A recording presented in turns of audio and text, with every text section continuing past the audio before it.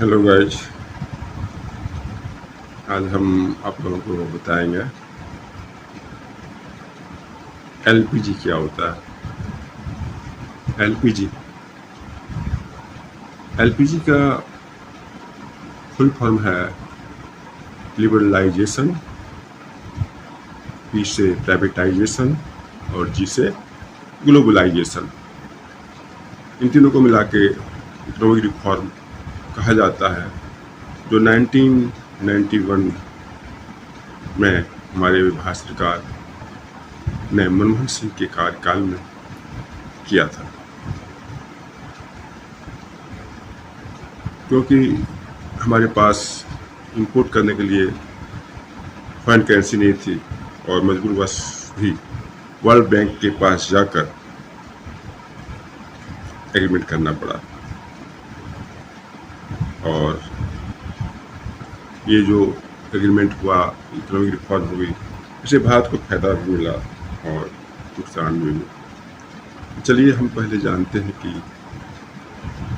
जो है economic reform का अर्थ क्या होता है। Economic reforms mean change made by the government in the economic system to improve the performance of economy. यानी कि जो हमारा भारत सरकार है उसने अर्थव्यवस्था में सुधार किया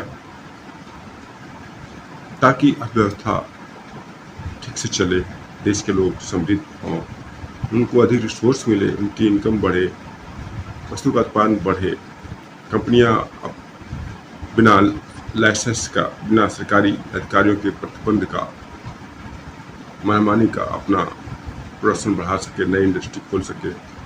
ये सारी बातें होनी थी। तो 1991 में जो रिफॉर्म हुआ था उसमें 3 बातें शामिल की गई थी। पहला लिबरलाइजेशन, इसको राजीकरण बोलते हैं, और फिर उसके बाद प्राइवेटाइजेशन और आपका ग्लोबलाइजेशन, ठीक ना। तो अब हम बात करेंगे लिबरलाइजेशन का। इसका अर्थ क्या होता है? Removing unnecessary government controls and restrictions from business and industry. यानी कि लिबरलाइजेशन से पहले हमारी सरकार ने बहुत सारे प्रतिबंध लगाए हुए थे बिजनेस पर और इंडस्ट्री पर, इसलिए प्राइवेट लोग बिजनेस पहले नहीं कर पाते थे ना। जैसे कि पहले कोई भी स्टार्ट इंडस्ट्री करता था या प्रोडक्शन बढ़ाना चाहता था या बाहर से मशीन मंगाना चाहता था या अपने बिजनेस को विस्तार देना चाहता था, तो इसके लिए उसके ऊपर बहुत सारे प्रतिबंध थे। लेकिन 1991 के बाद इस प्रतिबंध को हटा दिया गया। इसी को लिबरलाइजेशन कहा जाता है, ठीक है। अब जो है सो ये businessman wanted to open factory. अगर आप कोई बिजनेसमैन इंडस्ट्री खोलना चाहता है तो अब उसे उतने परमिशन लेने की जरूरत नहीं पड़ेगी, है ना, ठीक। तो प्रश्न उठता है कि लिबरलाइजेशन की आवश्यकता क्यों पड़ी, उदारीकरण की आवश्यकता क्यों पड़ी?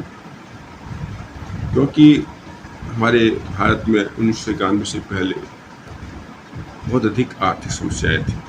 पहला समस्या था स्लो इकोनॉमिक ग्रोथ, मतलब India economy was growing slowly. Bharat की जो अर्थव्यवस्था थी वृद्धि दर बहुत धीमी थी। दूसरा क्या था? Too much government control. Government controls many business activities. सरकार व्यापार और उद्योग की अनेक गतिविधियों को नियंत्रित करती थी, है ना। अनेक जितने भी बिजनेस एक्टिविटी थी उसमें सरकार का नियंत्रण था, है ना। करप्शन एंड डिले, बहुत करप्शन थी, हर काम लेट से होते थे। हमारे बहुत सारे अधिकारी करप्ट थे, वो लाइसेंस के नाम पर मनमानी करते थे, परेशान करते थे प्राइवेट इंडस्ट्रीज को, है ना। Getting governments permissions could take long time to create opportunity for corruption. चूँकि गवर्नमेंट परमिशन देते थे बहुत लंबा समय लगता था, इसलिए करप्शन बहुत बढ़ गई थी। मौका मिल गया था लोगों को करप्शन करने का, है ना। उसके बाद क्या था, लो कंपटीशन, चूँकि इंडस्ट्री बहुत कम थी, सरकार के अधीन थी, इसलिए कंपटीशन बहुत लो थी, दोनों के बीच प्रतियोगिता बहुत कम थी। लो इंडस्ट्रियल प्रोडक्शन, इसलिए प्रोडक्शन भी कम होता था। Industrial production was not growing sufficiently, जितनी डिमांड थी वस्त्रों की उतनी जो है प्रोडक्शन नहीं हो रही थी, है ना। तो इसलिए लिबरलाइजेशन को इंट्रोड्यूस किया गया ताकि अननेसेसरी प्रतिबंध, रेस्ट्रिक्शंस को रिड्यूस किया जाए, हटाया जाए और इनकरेज किया जाए इकोनॉमिक ग्रोथ को, अर्थव्यवस्था को प्रोत्साहित किया जाए, ठीक है ना। अब देखिए जो आपका क्या क्या सुधार किया गया। पहला तो इंडस्ट्री सेक्टर में रिफॉर्म हुआ, औद्योगिक क्षेत्र में सुधार क्या क्या हुआ। Industrial reform was introduce to give industry more freedom and improve productions. जब इंडस्ट्रियल सेक्टर में रिफॉर्म किया गया तो अब इंडस्ट्री को बहुत अधिक फ्रीडम दिया गया और ताकि वो प्रोडक्शन को बढ़ा सके, है ना। तो 5 रिफॉर्म जो है इंडस्ट्री में किया गया, 5 रिफॉर्म। पहला क्या रिफॉर्म हुआ, एबोलिशंस ऑफ इंडस्ट्रियल लाइसेंस, यानी कि औद्योगिक लाइसेंस प्रणाली को समाप्त कर दिया गया। Before 1991 industries generally needed a government licence to start production. 1991 से पहले किसी भी इंडस्ट्री को जो है सो स्टार्ट करने के लिए गवर्नमेंट से लाइसेंस लेना पड़ता था, है ना। लेकिन जब लिबरलाइजेशन हुआ तो अब ये जो लाइसेंस था सिस्टम, उसको समाप्त कर दिया गया लगभग इंडस्ट्री से, ना। However some industry continue to require special control, हालांकि कुछ इंडस्ट्री जो थी वहाँ पे प्रतिबंध रखा गया तो वो रिस्की था नेचर में, है ना। जैसे लीकर हो गया, सिगरेट हो गया, डिफेंस इक्विपमेंट हो गया, इंडस्ट्रियल एक्सप्लोसिव हो गया, डेंजरस केमिकल्स हो गया, ना। ये सब में लाइसेंस जो है सो जारी रहा, ठीक। अब देखिए बेनिफिट क्या हुआ, जब इंडस्ट्री को फ्रीडम दिया गया तो अब जो है सो इंडस्ट्री खोलना आसान हो गया। अब कम समय लग रहा था और इन्वेस्टमेंट बढ़ गई, क्योंकि अब फंड इन्वेस्टमेंट भी हो सकता था। जब इन्वेस्टमेंट बढ़ गई, इंडस्ट्री खुलने लगे, आसानी से इंडस्ट्री खुलने लगी तो लोगों को रोजगार भी मिलने लगा और इससे जो क्या हुआ, भारत को फायदा होने लगा, ठीक है ना। दूसरा क्या है, रिडक्शंस इन पब्लिक सेक्टर। जब आपका इकोनॉमिक रिफॉर्म नहीं हुआ था तो गवर्नमेंट का बहुत अधिक प्रभाव था, है ना। जो आपका पब्लिक सेक्टर था बहुत अधिक प्रभाव था, इसके प्रभाव को कम किया गया। Earlier many industry was reserve mainly for government. पहले अधिकांश जो था आपका इंडस्ट्रियल एरिया सेक्टर में सबको सरकार के अधीन रखा गया था, लेकिन जब लिबरलाइजेशन हुआ तो ये बहुत सारे सेक्टर जो गवर्नमेंट के अधीन था उसको प्राइवेट को दे दिया गया। सिर्फ कुछ सेंसिटिव जो सेक्टर था उससे ही गवर्नमेंट ने अपने अंडर रखा, जैसे एटॉमिक एनर्जी, रेलवे, है ना, ये सब।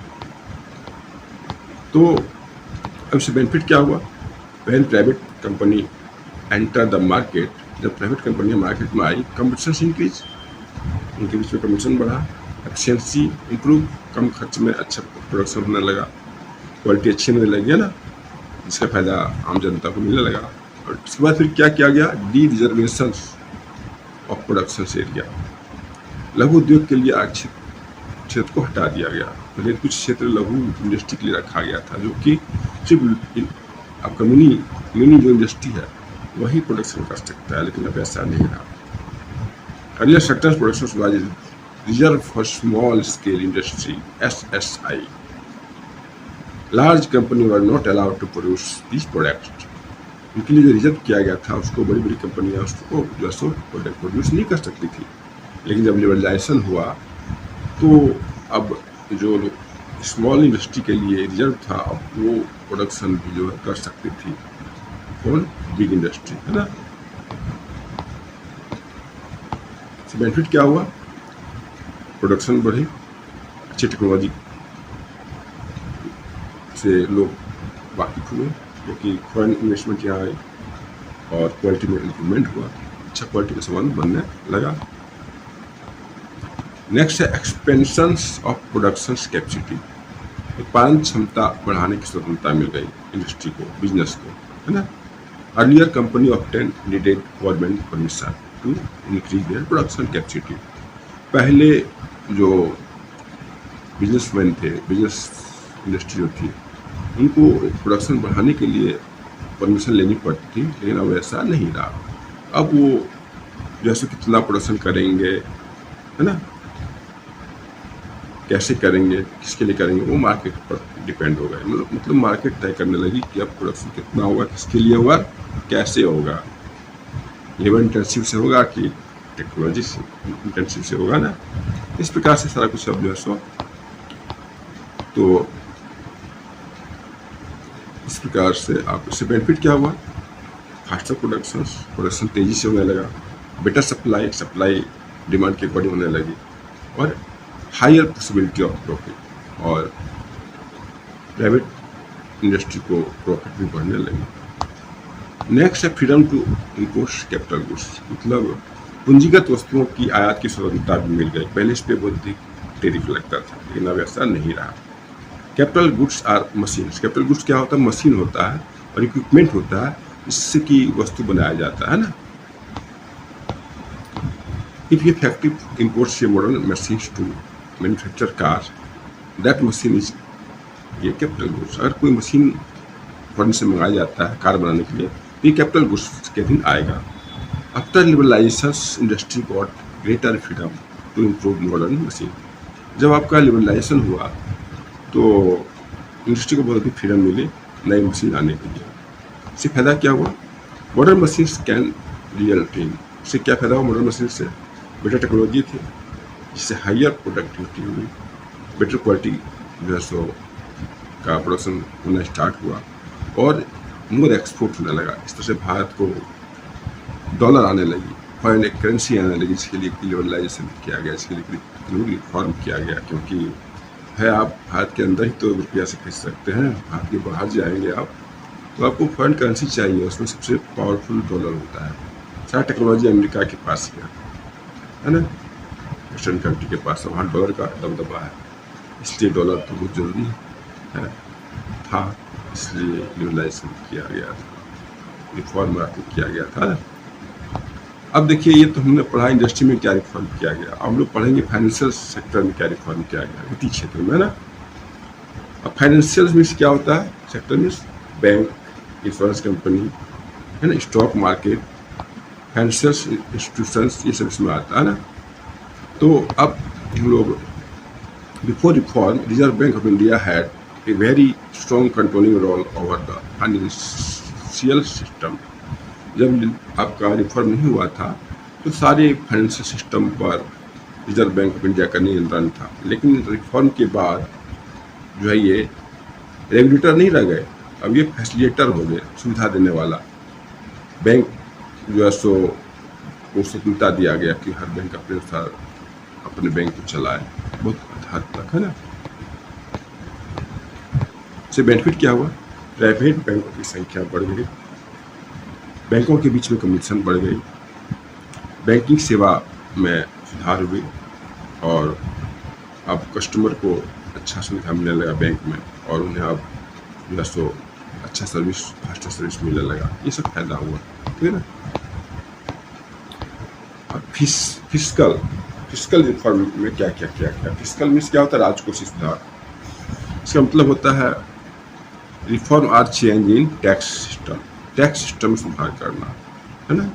और गवर्नमेंट रेवेन्यू जो है इसमें आता है, गवर्नमेंट एक्सपेंडिचर आता है, मतलब गवर्नमेंट प्रयास करने लगी कि अब कैसे रेवेन्यू बढ़ाएं, खर्च को कैसे कम करें, टैक्स सिस्टम को कैसे सरल बनाएं, इसी को कहा जाता है आपका फिस्कल रिफॉर्म, है ना। The basic purpose to improve government finance, का उद्देश्य क्या था, सरकार की फाइनेंस को अच्छा करना और बेकार के खर्च को हटाना, ठीक है ना। अब देखिए, टैक्स जो है ना दो तरह का होता है, एक डायरेक्ट टैक्स होता है, direct tax is paid directly by persons who earns the income. प्रत्यक्ष कर क्या है, वह है जिसे संस्था या व्यक्ति सीधे सरकार को देती है, जैसे कि इनकम टैक्स। इनडायरेक्ट टैक्स क्या होता है, and indirect tax is charge on goods and service. Indirect tax वस्तु और सर्विस पे लगता है। The documents given example such as GST और सर्विस टैक्स। ठीक है, जीएसटी क्या होता है? गुड्स एंड सर्विस टैक्स, है ना। जीएसटी ये tax system covering goods and service across the country. It's importance of purpose include से उद्देश्य क्या था? Create a more uniform tax system, पूरे भारत में एक सिस्टम बनाना टैक्स का। मेकिंग बिजनेस इजियर, बिजनेस को आसान बनाना। Creating a common national market, पूरे भारत को एक कॉमन मार्केट में बदलना। इंप्रूविंग टैक्स कलेक्शन, और टैक्स को कलेक्ट करने में सुविधा हो। ये सब बातों को ही में सुधार करने के लिए इसको किया गया था। एक्सटर्नल सेक्टर रिफॉर्म क्या किया गया? मतलब बाह्य क्षेत्र में external sectors means part of economy प्रोडक्टेड with the other country. जब अदर कंट्री से हम लोग व्यापार करते हैं इसकी बात की गई है। इसमें फॉरेन ट्रेड आता है, फॉरेन एक्सचेंज आता है ना। तो अब बात करेंगे पहले डिवैल्यूएशन, मुद्रा का मूल्य ये क्या होता है? डिवैल्यूएशन का मतलब होता है reducing the value of domestic currency, यानी कि अपने देश की मुद्रा का मूल्य कम करना कंपेयर विदेशी मुद्रा का, है ना। जैसे कि पहले $1 का मूल्य 70 रुपया हुआ करता था, अभी वर्तमान में 94 रुपीज़ है। तो रुपये का वैल्यू गिरा दिया गया है। इससे क्या फायदा होता है? अधिक एक्सपोर्ट करते हैं और डॉलर की इनकम होती है, ठीक है। In this situations Indian goods can becomes relatively cheaper for foreign buyers, है ना। अब ट्रेड पॉलिसी रिफॉर्म फिर किया गया, यानी governments reduce many restrictions on import and export. जो इंपोर्ट एक्सपोर्ट जो होता है विदेश के साथ होता है, इसमें जो सरकार टैरिफ लगाई थी उसको कम कर दिया, उसको रिड्यूस कर दिया गया ना। क्या क्या चेंज हुआ? Lower import duty, import duty को कम कर दिया गया। फॉर रिवर्स रेस्ट्रिक्शन बहुत कम रह गया। मोर इंटरनेशनल ट्रेड, अंतर्राष्ट्रीय व्यापार को बढ़ावा दिया गया। मोर कंपटीशन, और व्यापार में कंपटीशन को बढ़ावा दिया गया, है ना। इससे फायदा क्या हुआ? अच्छी क्वालिटी का प्रोडक्ट बनने लगे, पोटेंशियली लोअर प्राइस, उसकी प्राइस कम होती थी। मोर एक्सपोर्ट बढ़ने लगा। अब है आपका लाइसेंस फेयर प्रणाली। ये क्या होता है? लाइसेंस फेयर प्रणाली में होता है minimum governance interference in business. इसका मतलब होता है बिजनेस में सरकार का कम से कम दखल होना। जैसे कि वाट टू प्रोड्यूस, क्या प्रोड्यूस होगा। 1991 के पहले प्रोड्यूस वही होती थी जो सरकार चाहती थी, अब प्रोड्यूस वही होगी जो बाजार चाहती है। हाउ मच टू प्रोड्यूस, कितना होगा, फिर सरकार निर्धारित करती थी, अब मार्केट तय करता है कि प्राइस क्या रहेगा, कैसे कंपटीशन होगी, है ना। ये सब सारी बातें, है ना।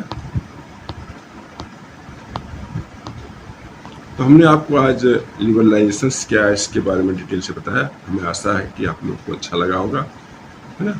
और फिर अगला पार्ट प्राइवेटाइजेशन के आपको देखने के लिए आप इंतजार कीजिए मेरे वीडियो का, और मेरे चैनल को सब्सक्राइब कीजिए। आप सब्सक्राइब करेंगे तो मेरा नंबर बढ़ेगा, तभी तो वीडियो बनाएंगे, नहीं तो ऐसे टाइम देखिए क्या करेंगे। भाई मैं टीचर हूँ, 20 साल से पढ़ा रहा हूँ, नॉलेज तो बहुत है, लेकिन इनकम जो नहीं आता है यूट्यूब से, तो लगता है एक फालतू का टाइम दे रहे हैं। जबकि आता तो बहुत है, टीचर है हम लोग का। जो टीचर नहीं है, जो बस ऐसे ही बैठ के खाली यूट्यूब बनाते हैं, वो अच्छा कमा लेते हैं, वो टाइम देते हैं उसी में। ये हम लोग की तरह नॉलेज इनके पास नहीं होता देखिए। तो आप सब्सक्राइब करिए, तभी तो हम अच्छा वीडियो आपके लिए देंगे। सब में, इकोनॉमिक्स में भी, हिस्ट्री में और ह्यूमैनिटीज में भी, हिस्ट्री, पॉलिटिकल, ज्योग्राफी, सब में आपको अच्छे से वीडियो बनाएंगे अगर आप मुझे प्रोत्साहित करेंगे अपने लाइक और सब्सक्राइब के द्वारा। तो आज इतना है।